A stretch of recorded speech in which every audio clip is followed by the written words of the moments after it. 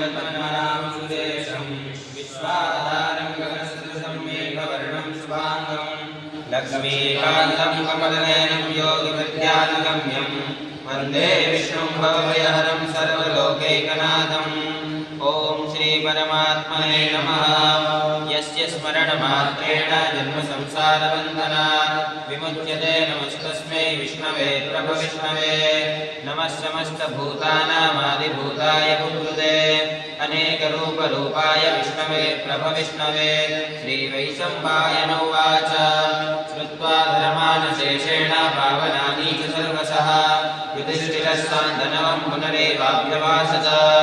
श्रीयुधिष्ठिर उवाच किमेकं देवतं लोके किं वाप्येकं परायणं स्तुवन्तः कमर्चन्तं प्राप्नुर्मानवाशुभम्।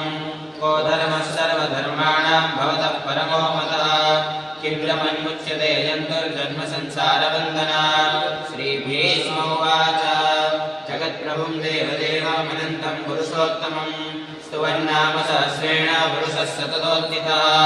तमेव चार्यं नित्यं भक्त्या पुरुषमव्ययम् ध्यायन्तुवन्नमस्यं च यजमानस्तमेव च। अनादिनिर्गुणं विष्णुं सर्वलोकमहेश्वरं लोकाध्यक्षं स्तुवन्नित्यं सर्वदुःखादिको भवेत्।